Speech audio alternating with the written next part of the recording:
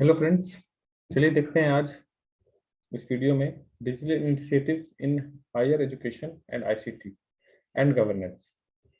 मतलब ये है कि कंप्यूटर का क्या रोल रहा या हो सकता है हमारे एजुकेशन सेक्टर में, एजुकेशन सिस्टम में। उससे रिलेटेड ये वीडियो है जो इम्पोर्टेंट इनिशिएटिव गवर्नमेंट के द्वारा लिया गया है। कुछ पॉइंट्स हैं, इसको ध्यान दीजिएगा। इससे रिलेटेड एक क्वेश्चन हो सकता है, पॉसिबिलिटीज है, तो देखते हैं इसके बारे में। चलिए स्टार्ट करते हैं फिर। चलिए, सबसे पहले यहाँ पे लिखा हुआ है कि एमएचआरडी है। एमएचआरडी का मतलब होता है ministry of human resource and development. ये फॉर्मर या पहले ये नाम यूज हुआ करता था, लेकिन इसका नाम अब हो गया है ministry of education. Ministry of education शिक्षा विभाग नहीं था पहले। अब ये एमएचआरडी को नाम बदल के क्या कर दिया कि मिनिस्ट्री ऑफ एजुकेशन कर दिया है। और मिनिस्ट्री ऑफ एजुकेशन के भी मिनिस्टर हैं रमेश पोखरियाल निशंक। रमेश पोखरियाल निशंक अभी है, मे बी फ्यूचर में चेंज हो जाए। एज ऑफ मार्च 2021, मार्च 2021 के अनुसार अभी शिक्षा मंत्री हमारे हैं रमेश पोखरियाल निशंक। नेक्स्ट यही है, और ये जो मिनिस्ट्री है यही बहुत सारे इनिशिएटिव्स लेती है और पोर्टल्स लॉन्च करती है जिससे हायर एजुकेशन में हेल्प करे।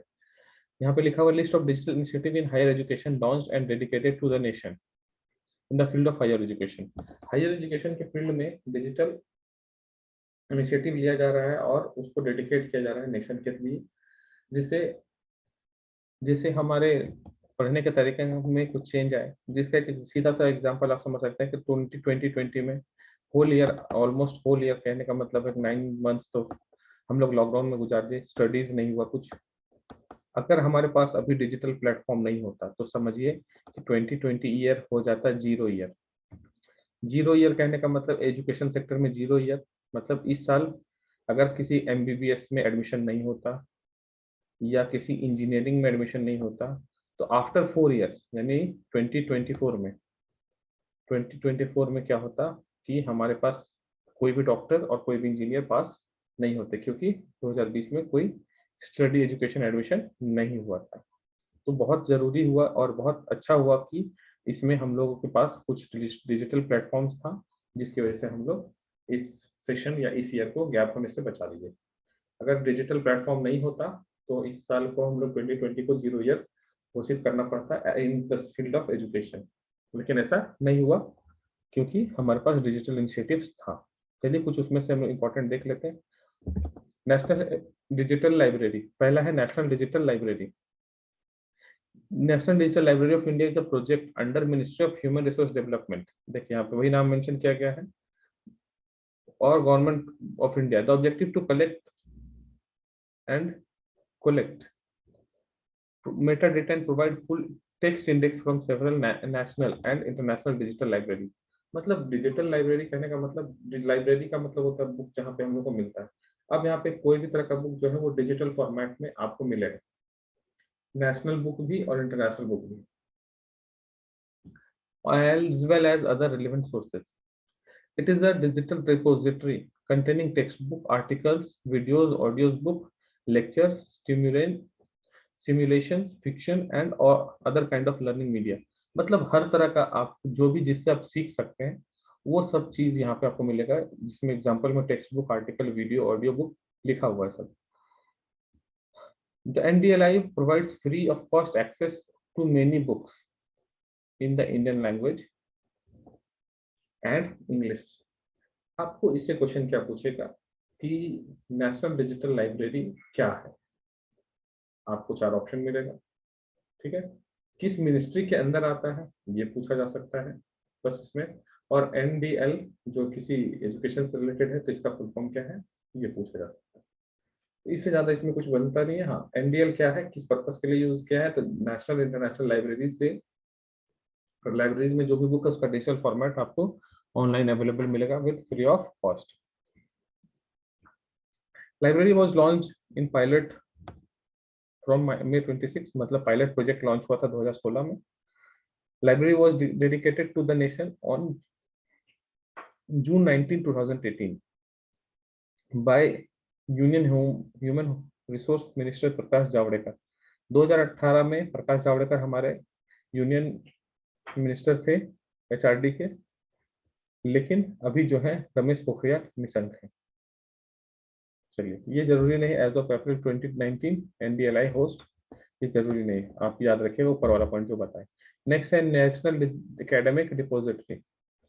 National academic depository is an initiative under government of India under the ministry of education, formally the ministry of human resource development. यहाँ पे भी वही मेंशन किया है, पहले इसको ministry of human resource development कहते थे। It is a digital database of academic awards. हम लोगों को जो अवार्ड मिलता है, जो सर्टिफिकेट मिलता है, उसका रिकॉर्ड रखा जाएगा digitally. Certificates, diplomas, degrees, marksheet etc logged by academic institution, boards, eligibility assessment bodies. अभी जैसे कि अगर आप कभी, अभी जब से न्यू रूल आया है व्हीकल का, एक्ट का, आप देखे होंगे कि गाड़ी अगर कोई ट्रैफिक पुलिस पकड़ता है आपका, तो वो आपका सिर्फ नंबर अपने इंटरनेट अपने डिवाइस में डालता है, उसमें आपका इंश्योरेंस नहीं है, मतलब इंश्योरेंस है या नहीं, पॉल्यूशन सर्टिफिकेट है या नहीं, ये सारा कुछ आपको एक साथ बता देता है। तो अब क्या होगा डिजिटली प्लेटफॉर्म में, मान लीजिए कि कहीं पे आप जॉब के लिए गए, तो आपका सारा का सर्टिफिकेट जो है इसमें जमा हुआ रहेगा, आपका सारा का सर्टिफिकेट जो है इसमें दिया हुआ रहेगा। तो ये जो फिजिकली वेरिफिकेशन हुआ करता था पहले सर्टिफिकेट्स का, वो अब नहीं होगा, वो डायरेक्टली डिजिटली उस पोर्टल पे जाएगा, आपके सर्टिफिकेट का नंबर चेक करेगा, इज इट वैलिड और नॉट, और वैलिड है तो वहीं से वो सारा काम हो जाएगा। तो ये थोड़ा इनिशिएटिव अच्छा है, क्योंकि जो डॉक्यूमेंट वेरिफिकेशन का जो प्रोसेस हुआ करता था लंबा, वो आसान हो जाएगा इसमें। एनएडी यानी शॉर्ट में लिखा हुआ national digital academic depository. NAD not only ensure easy access to the retrieval of an academic award, but also validates the and guarantees its authenticity and safe storage. जैसे अभी बताया, वेरिफिकेशन जो documents का होता है उसमें क्या होगा, स्पीड आ जाएगा और जल्दी से हो जाएगा। In addition to ensuring the authenticity, integrity and confidentiality of database, NAD can act as a different to fake and forged paper. Differentiate यहाँ पे है different fake and forged paper certificates reduce administrative efforts and eliminate the need of physical records. तो ये जो हम लोग जो time है इफेक्ट है रिड्यूस करेगा, इसी चीज के लिए नेशनल एकेडमिक डिपॉजिटरी को डिजाइन किया गया है। शॉर्ट में है जहाँ पे हमारे सर्टिफिकेट्स को ऑनलाइन रखा जाएगा और उसको एक्सेस किया जाएगा। नेक्स्ट है study webs of active learning for you young aspiring minds. Swayam Swayam का फुल फॉर्म ही अपने आप में क्वेश्चन बन सकता है। तो study webs of active learning for young uprising minds. Swayam का मतलब होता है सेल्फ, जो संस्कृत का एक एंक्रोनिम है और इसका फुल फॉर्म ये है, is an Indian massive open online learning online course platform. मतलब आप ऑनलाइन इसको देख सकते हैं, ऑनलाइन इसको यूज कर सकते हैं, जहाँ पे आपको ऑनलाइन कोर्स प्रोवाइड कराया जाएगा। Swayam is an initiative, HRD है, एमएचआरडी जिसको हम लोग अभी मिनिस्ट्री ऑफ एजुकेशन कहते हैं, government of India under Digital India to give a coordinated stage and free entry to web courses. Web courses मतलब जो हम लोग डिस्टेंस लर्निंग करते थे, तो डिस्टेंस लर्निंग में क्या होता था कि हम लोगों को बुक कॉलेज नहीं जाना है और हम लोग घर से ही बैठ के पढ़ के उसका एग्जाम देके सर्टिफिकेट ले सकते थे। अब वही है कि अब हम उसी चीज का वीडियो लेक्चर मिलेगा। यहाँ पे ओपन कहने का सेंस ये है कि आपको कॉलेज जाने की जरूरत नहीं है, आप घर बैठे ही स्टडी कंप्लीट करके एग्जाम दीजिए और सर्टिफिकेट ले जाइए। Covering all advanced education, high school and skill sector courses. It was launched on 9th July 2017 by Honorable Prime President of India. President of India जो थे उन्होंने ये लॉन्च किया है।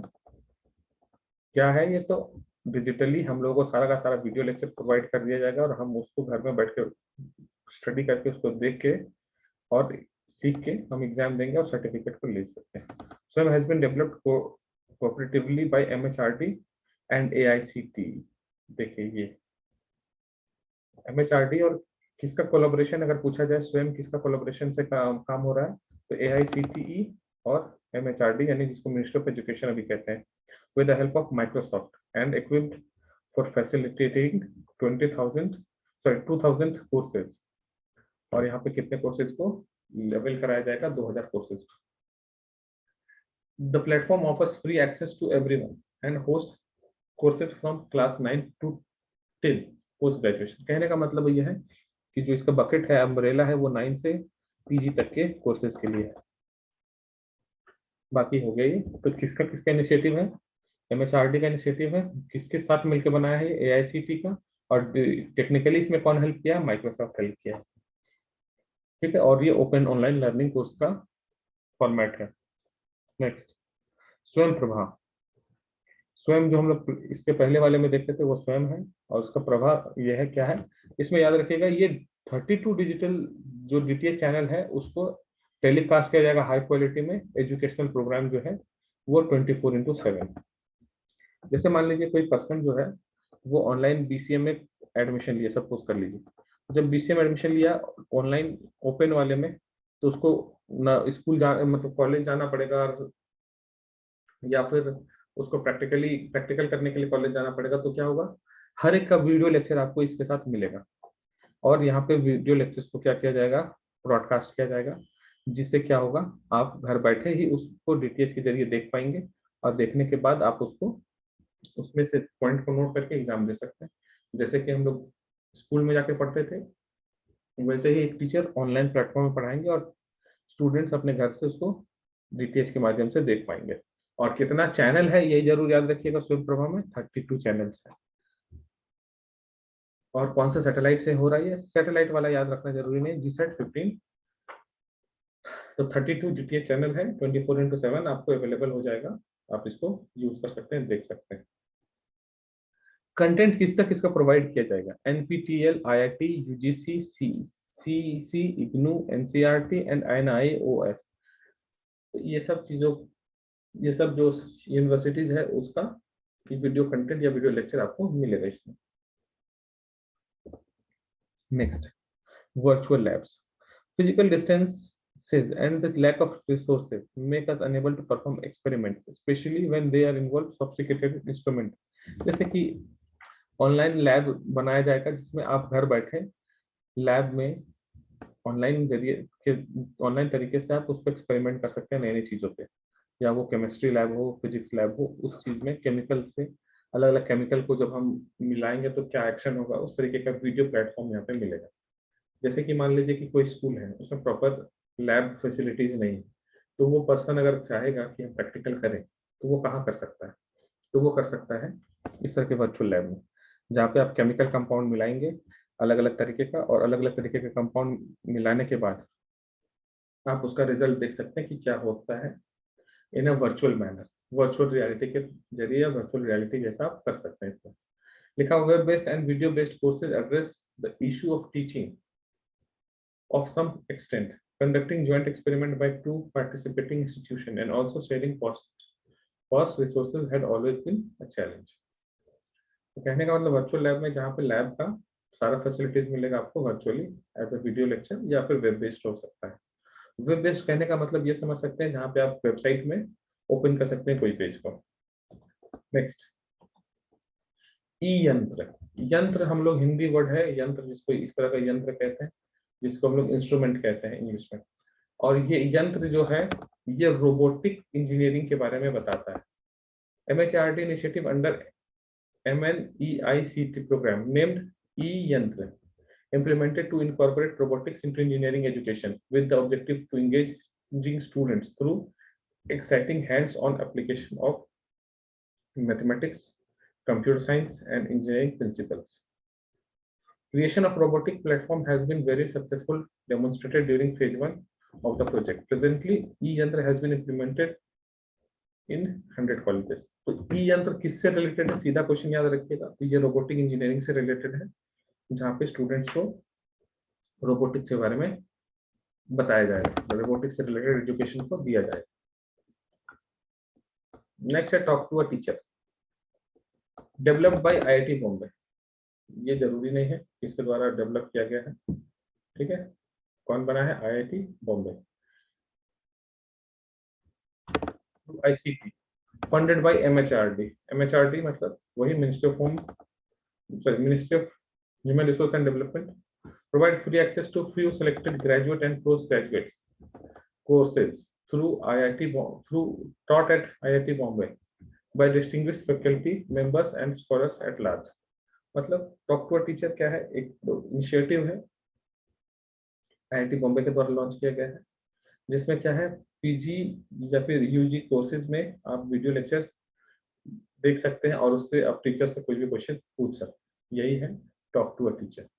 It is a view collaboration tool developed by Amrita University for providing virtual classroom to the faculty across the country. यहाँ पे ये जरूरी नहीं किस यूनिवर्सिटी ने दिया है।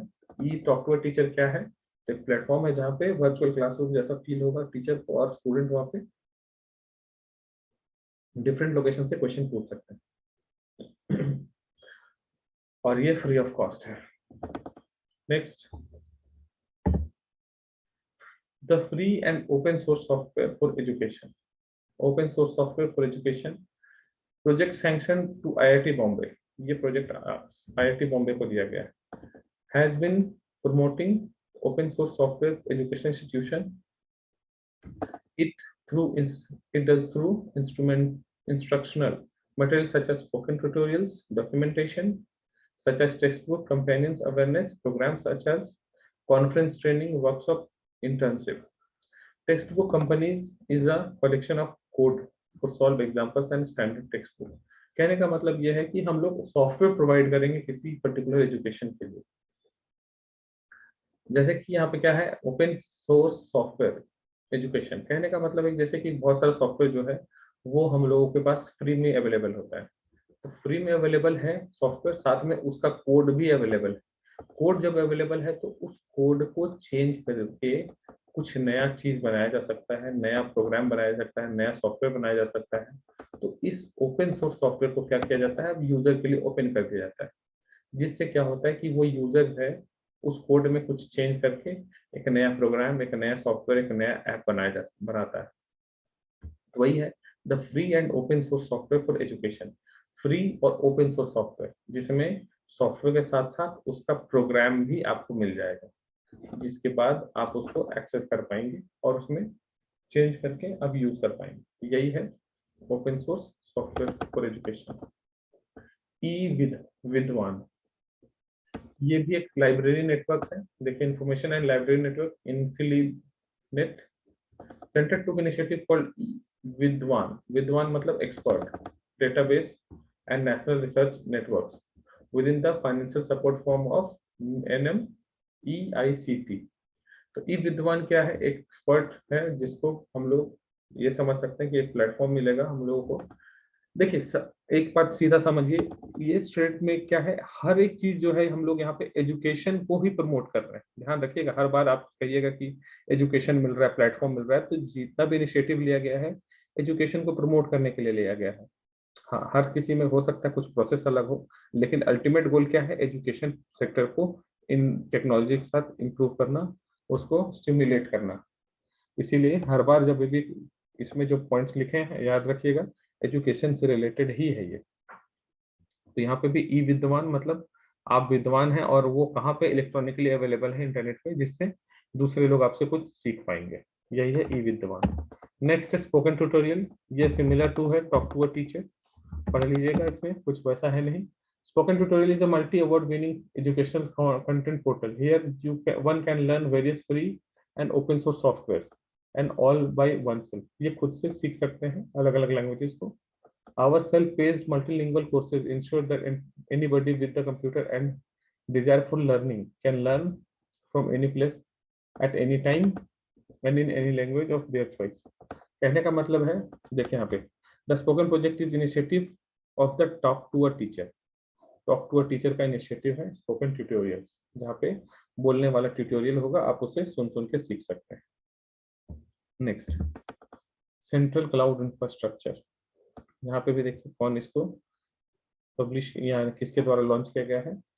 Central cloud infrastructure the MHRD under NMEICT has awarded a project to IIT Delhi to set up a robust 24/7 backed data center and the activities have been put up at the NIC.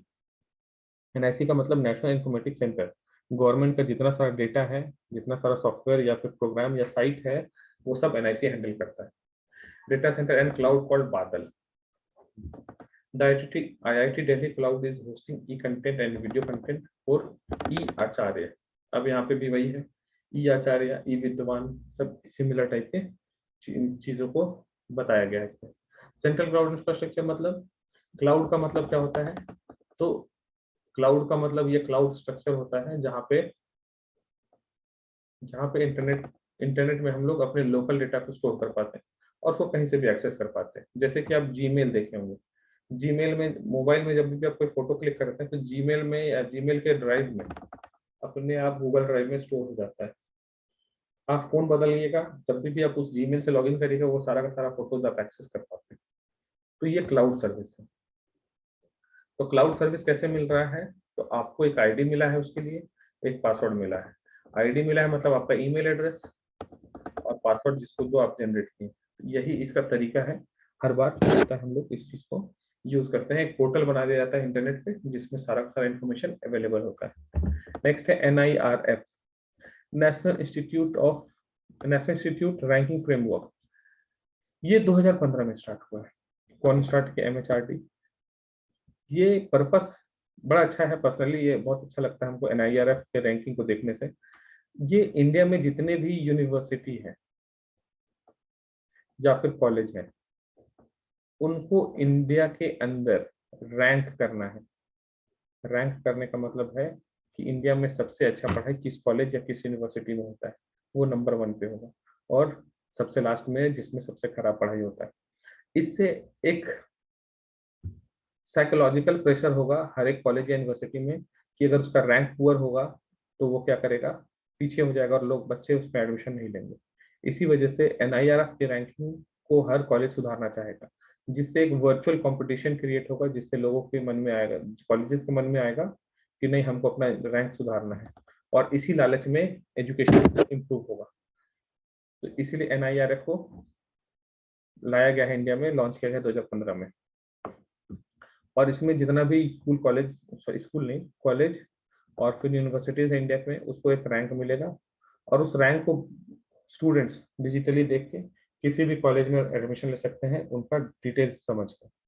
क्योंकि अगर कोई rank 1 है, 1 to 10 है, तो इस college में अच्छी पढ़ाई होती होगी यूनिवर्सिटी में, और 100 किसी का रैंक है, ये लास्ट है, इसमें रिलेटिवली या कंपेरेटिवली क्या होगा, खराब पढ़ाई होगा, तो ज़्यादा अच्छी पढ़ाई नहीं होगी। तो लोग इसको कम प्रेफर करेंगे, 1 to 10 को ज़्यादा प्रेफर करेंगे। इसीलिए NIRF को अच्छा समझ सकते हैं आप। नेक्स्ट है ज्ञान। यहाँ पे है global initiative for academic network aimed to tap the talent of the strong academic network of the country, scientists, entrepreneurs at international level। मतलब कि ज्ञान जो है, ये इनिशिएटिव है जिसमें जो अच्छे लोग हैं कंट्री में, साइंटिस्ट हैं, एंटरप्रेन्योर हैं और डॉक्टर्स हैं, उसे इंगेज करके हायर एजुकेशन को बूस्ट करना है, to encourage their overall engagement with higher education institute in India, so that country's existing academic resources can be augmented मतलब सुधार हो जाएगा, and accelerated the pace of the quality reforms, further to elevate India's technology and scientific capacity to gain the global excellence। कहने का मतलब यही है कि जो भी टॉप क्लास के इंजीनियर हैं, एंटरप्रेन्योर हैं, उनका इंटरव्यू या फिर उनका एक प्लेटफॉर्म बनाया जाए जिससे नए नए लोग कुछ सीखें और सीखने के बाद उसको इम्प्लीमेंट करें अपने लाइफ में। तो यही है global initiative for academic network. Next, technical education quality improvement programme for government of India, TEQIP, technical education quality improvement programme for of government of India. ये भी लॉन्च किया गया है MHRD के द्वारा, कब? 2002 में। aim to support upskill ongoing efforts in improving the quality of technical education in India and enhancing the existing capacity of technical institutions to become more dynamic, quality conscious, demand driven, forward looking, effective and responsive। आप तो बहुत सारे colleges में देखेंगे कि वहाँ पे अच्छी तरह से पढ़ाई नहीं होती, और क्या होता है कि सारे के सारे स्टूडेंट वहाँ पे अच्छे मार्क्स से पास हो जाते हैं। तो उस चीज को इम्प्रूव करने के लिए ये इनिशिएटिव लॉन्च किया गया। समझिए इस बात को, अगर कोई पर्सन अच्छे से पढ़ा हो तो वो अपने लाइफ में कोई भी चीज को अच्छे से गेन कर सकता है, अच्छे से समझा सकता है। लेकिन अगर वो सिर्फ सर्टिफिकेट में पढ़ा हो, सर्टिफिकेट में पढ़ा होने का मतलब वो पूरा थ्रू आउट द ईयर पढ़ा नहीं, एग्जाम में चोरी किया और पास कर गया, उसका जो परसेंटेज है वो कितना प्रोडक्टिव होगा, नहीं होगा। इसी वजह से क्या टेक्निकल एजुकेशन को क्वालिटी को इम्प्रूव करने के लिए ये प्रोग्राम लाया गया था, ताकि जो भी अच्छे लोग हैं जो पढ़ के आगे बढ़ना चाहते हैं वो लोगों को ये हेल्प कर पाए। कोई भी पर्सन अगर कोई अच्छा काम करता है या तो इंडिया का नाम अगर आगे बढ़ रहा है, तो उससे क्या होता है हम लोगों के जीडीपी, क्योंकि वो पर्सन अगर कुछ अच्छा करेगा तो वो अर्न करेगा इंडिया के लिए, और इंडिया के लिए जब अर्न करेगा तो वो जीडीपी को इम्प्रूव करेगा। तो इसीलिए यहाँ पे क्या कहा जा रहा है कि एजुकेशन की क्वालिटी को इम्प्रूव करना है, ताकि लोग अच्छे से अच्छे जगह पे जाके जॉब ले सकें। बहुत सारे इंजीनियर्स को आप देखेंगे कि जॉब नहीं मिलता है। रीजन ये है कि वो टैलेंट में भी उनमें ना हो जो होना चाहिए एक पर्सन में जो इंजीनियरिंग कंप्लीट की है। यही है इसका टेक्निकल को इम्प्रूव करना है एजुकेशन को। नेक्स्ट है रूसा, राष्ट्रीय Uchchatar Shiksha Abhiyan. It is centrally sponsored scheme का मतलब सेंट्रल गवर्नमेंट के द्वारा किया गया है। Planned by central government has to implement the strategic funding reforms and improvements in higher education sector at the state level। State level में एजुकेशन को improve करने के लिए कौन सा इनिशिएटिव लॉन्च किया गया है? तो रूसा, RUSA फुल फॉर्म राष्ट्रीय उच्चतर शिक्षा अभियान। नेक्स्ट है Pandit Madan Mohan Malaviya national mission on teachers training, envisaged to address all issue related to teacher preparation, teaching and their professional development comprehensively. यहाँ पे अभी तक हम लोग जो भी चीज डिस्कस की इसके पहले वो सब स्टूडेंट से रिलेटेड था। अब ये जो PMMNMTT ये है टीचर्स के ट्रेनिंग को, मतलब जो पढ़ाने वाले टीचर है वो उनका क्या स्किल है, उनका क्या तरीका है पढ़ाने का, इसके बारे में इसमें डिस्कस किया गया है। The mission scattered current and urgent issue supply of the qualified teacher, fetching talent into the teaching profession and raising the quality of teaching at the school and colleges level। कहने का मतलब यह है कि अगर टीचर्स की quality अच्छी है तो स्टूडेंट जो है वो बेहतर सीख पाएंगे टीचर्स से। तो इसीलिए क्या है, अब टीचर्स में जो भी बेस्ट टीचर हैं उनको प्रोफेशन में लेके आना है और उनको अच्छे अच्छे कॉलेजेस या स्कूल में रखना है। नेक्स्ट है, ये लास्ट है, तो इसमें हम लोग अभी तक डिस्कस किए उन सभी इनिशिएटिव, उन सभी कहने का मतलब मैक्सिमम को जो गवर्नमेंट द्वारा लिया गया है, जिससे क्या होगा, इम्प्रूव होगा एजुकेशन सिस्टम इंडिया का। और ये टेक्निकल चीज है जो कंप्यूटर के हेल्प से ही होगा, डिजिटल प्लेटफॉर्म से ही होगा। इस वीडियो में इतना ही। Thank you.